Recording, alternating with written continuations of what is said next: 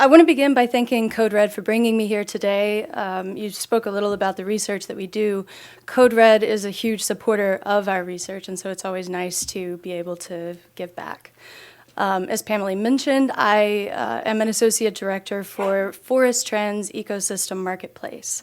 And Code Red has brought me here to talk about the role of forests. I think that's how it's listed in the program, which I will speak to, but I also want to talk about topics that are a little more within our wheelhouse at Forest Trends, which is looking not only at the role of the forests, but also the role of the private sector in protecting the forests. And we do that by putting out a survey. Some of you have probably been subject to it, where we ask carbon offset project developers, so those who are on the ground implementing forest carbon projects all over the world, to tell us about the total volume or number of tons that they have reduced or avoided or sequestered, whatever the project type is, and how much the private sector and governments and individuals have paid to those projects on a per ton basis to determine what the private sector is paying into these programs, and the kinds of claims that they're getting out of them, and ultimately the climate benefit of those projects. You can imagine that sitting in an office in Washington, D.C., I'm pretty far removed from the tropical forests that we're talking about today. And with the number of decimal points and dollar signs that come across my desk, it's really easy to see the forest and somehow lose the trees and the significance of individual projects on the ground. But I wanted to tell you a story about a project that I visited unknowingly this weekend. This last weekend, I went down with a couple of friends to Big Basin, which is a couple of hours south of here, and went through a guided tour with a park interpreter who was talking about how the forest came to be protected. In California, around the turn of the century, the project area was surrounded on all sides by logging activities, and a significant proportion of these beautiful redwood forests had been lost to those activities already. If you look at the historical map and what had been lost by that point and permanently, it's really pretty shocking. And there was a traveling photographer from Europe named Andrew Hill, who visited the area, thought that what was happening was significant, and rallied people in the surrounding areas to basically pass the hat and raise money to protect this area. And I think they raised a total of like $32, which when we look at the cost of REDD now, that seems pretty shockingly low. Then it was a significant amount. And they formed a club called the Sempervirens Club. And in 2 years, they had passed a local regulation to protect that forest, and had a park in place. And it remained that way for several decades as they learned how to maintain the forest. And then in the second half of the last century, logging threats emerged on the edge of that property. And a group of locals again got together, and this time they called themselves the Sempervirens Fund. And as I was listening to this story, I thought, I know the Sempervirens Fund.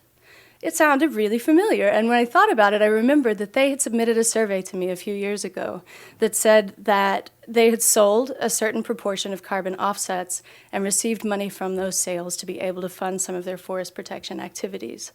And all of a sudden, standing in that forest, those trees and the stories that were being told were so much more meaningful to me, because it really brought home to me the impact of what I and what we are doing in these areas, and the importance of individual actors and of corporate actors to make a marked difference in these projects.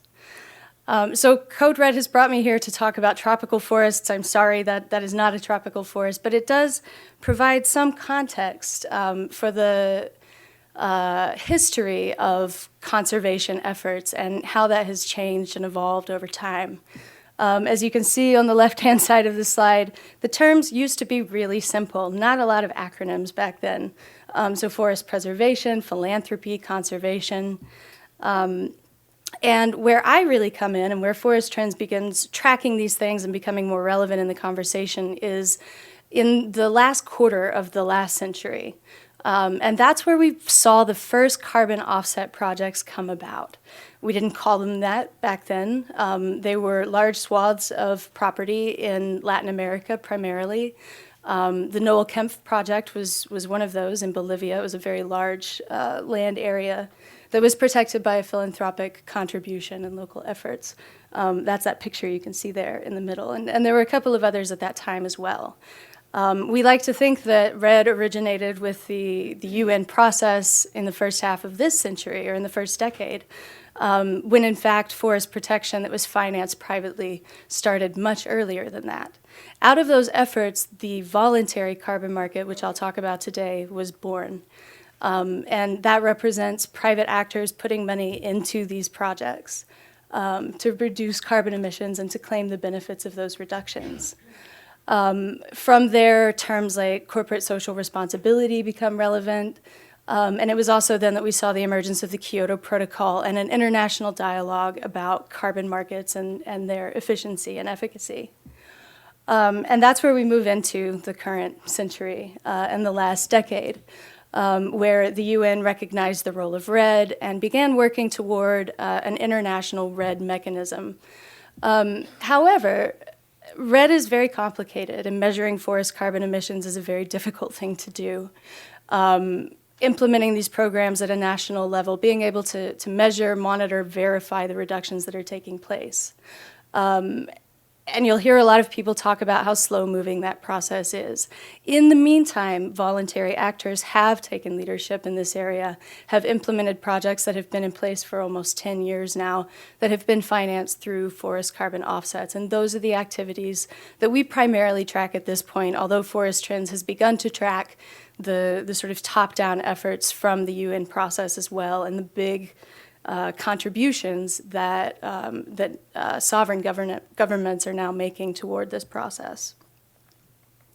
Before I get too far into that, I want to talk about the role of forests and why we do what we do. And I guess so the big numbers would be that the FAO, and it's I think it's every 5 years, they put out a survey of forested areas to determine the resources that are in those forests and the amount of land area that we gain or lose. And they averaged it out to 5.2 million hectares that are lost on an annual basis of forest stock. Another measurement is Conservation International's statement that came out a couple of years ago now, looking at tropical forest areas and just general forest areas that are under immediate threat. I think they call them hotspots. And so you can see those major hotspots here. I'm really glad my slides work so I don't have to remember the technical terms for them, but you get the idea. And within these areas, when we're talking about REDD, there are different drivers of deforestation that have already been mentioned. Within our survey, we ask project developers what are the major drivers of deforestation that their projects are addressing. And for every region, like I said, they're a little bit different. You can see here that in Latin America, unsustainable commercial agricultural practices are a key driver. That includes ranching and general commercial agricultural practices. In Africa, we see both subsistence agriculture engaging in what we call mosaic deforestation, which is sort of like a patchwork of deforested areas as opposed to, sort of frontier movement of the kind you would see with commercial agriculture. And also energy. Mr. Elliott had talked about charcoal production. There's that. There's also just general subsistence wood harvest for household cooking and heating. And then there's unsustainable agriculture and subsistence in Asia as well. Again, you can see here the overlap of where projects are that private sector actors have supported. And partly because of the historical precedent, we do see a lot of activity in Latin America. These circles are measuring the total tons of carbon offsets that were purchased from these regions. And you can see that in Latin America, a significant proportion of credits have come from those areas.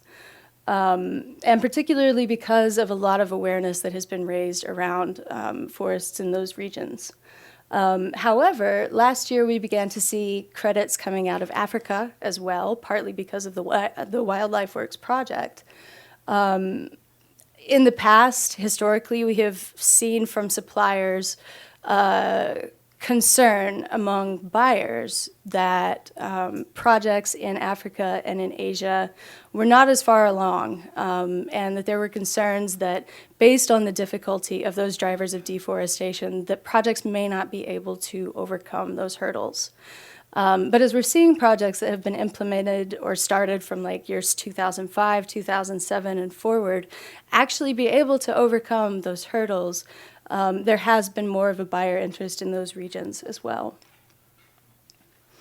Overall, the private sector has contributed a little over $500 million, $646 million to be exact, toward forest carbon efforts. I say to be exact, but it's not exactly, because this is what's reported to us by carbon offset suppliers. We try to survey all the project developers we can in the world, but obviously, you know, we're one organization in Washington, and there's a whole world of these activities taking place. You'll notice that there was a pretty dramatic increase from 2009 to 2011 in the value of these activities. That's partly related to indications from the UN that they were going to really ramp up their efforts around REDD. It was also because we saw indications from US climate legislation that is no longer under discussion, that they would acknowledge international REDD credits. That had a significant effect on project development. But also the fact that these projects are making progress, and tools like the Verified Carbon Standard, the Climate Community and Biodiversity Standard that certify these things, have come up with significant mechanisms that enable the private sector to be able to take these interventions. And so, you know, that's why we saw a pretty dramatic climb in those years. Keep in mind this is cumulative, though. In every year there are ups and downs because it's a small market. I think another interesting measure of the impact of these dollars to projects is the 5 million mark. This is the hectare area of the forest carbon projects that actually received money in 2011. That's our most recent data set. That doesn't mean that these are 5 million new hectares that came under protection in 2011. This isn't something that happens every year. But perhaps more significantly, it represents project areas that are new or remained under protection because of this financial support. These are the organizations that did it. We don't track buyers. We don't survey buyers just because they're very private about their commitments. In some cases, these are the ones that are outspoken. And you can see that they represent lots of different sectors and potential motivations for why they do what they do. Some of them have forestry in their supply chains, others don't. But all of them have supported forest carbon projects at some value and in recent years. These are the motivations that we have tracked for investments in forest carbon offsets or in the projects themselves. As with broader voluntary action, which can support windmills or hydropower, a number of different project types, corporate social responsibility is the primary reason that corporates are purchasing forest carbon offsets, and particularly REDD. I know a couple of people who will be speaking later to you today will talk about more the intricacies of what that CSR entails, because that's a pretty broad term. But suffice it to say that these credits have been purchased to meet some kind of corporate target. And that trumps the amount of money that was put into the purchase of carbon offsets for public relations and branding, which I think there are a lot of accusations of greenwashing in this sphere, and there is a difference in terms of where the money comes from and the people who are making those decisions on the corporate side. So that's a significant distinction. It also trumps the volume of forest carbon offsets that have been purchased for regulatory compliance. Right now, because of the technical difficulties of these projects and the complications involved, there's only a select type of forest carbon project that has been recognized by compliance programs in the past. Under the Clean Development Mechanism with the UN, more recently in California. We do expect that to change, though, as California has said that it will potentially recognize credits from REDD projects in some regions. But for now, that also comes second to corporate social responsibility. Resale and investment is where we see the carbon market itself. You'll hear from a retailer or two today who will talk about supporting those projects. Oh dear. Who will talk about supporting those projects and then reselling those offsets to end users and helping them as they try to make claims about the type of support that they've provided. This year, we're tracking some very different motivations in our survey, which is not out yet, but we've already seen some changes there that I think are kind of cool. And that is greening a supply chain, which you can see here in terms of proportions, it's much smaller. But as organizations recognize that there is forestry in their supply chain and that there are these tools to address it, they're taking up that mantle. Also staff demand, which points to employee recruitment and retention, being able to communicate what you're doing to the people who work for you to attract them and to keep them. And then also climate-motivated philanthropy. That's sort of ever-present, and I don't think we talk about it enough, but there are some individuals, foundations, governments that do this just because they can and because they recognize that it's important. Another one, as you may have noticed in this last slide, each of these guys are from very different sectors in most cases. And in those sectors, often they want to prove that they are leaders in the environmental space.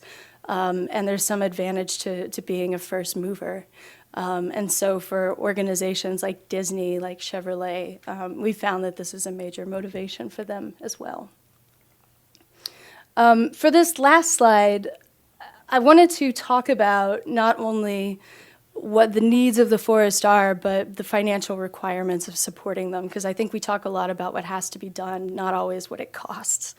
I was actually advised by a friend not to put this up here because everyone would walk away going, oh my gosh, there's nothing we can do, because it's a lot of money, it is. And we came up with these numbers in 3 different ways just to sort of have a reference point for how much this might cost. The first way was by asking the forest carbon projects that we survey how much money they need to continue to operate. And that doesn't have a time frame, so it could be money that they need tomorrow, it could be money they needed yesterday, it could be money they need 10 years from now. So we didn't get into details, or they wouldn't have told us. But so this is sort of like the small end of the spectrum, and that's for the activities that are already occurring. And so if you're thinking about the sort of low-hanging fruit, those are the things that are already out there that have demonstrated that they can operate and perform these services. Moving to your right, this is a number from Resources for the Future that determined what the financing would be required to reduce deforestation by 50% by 2020.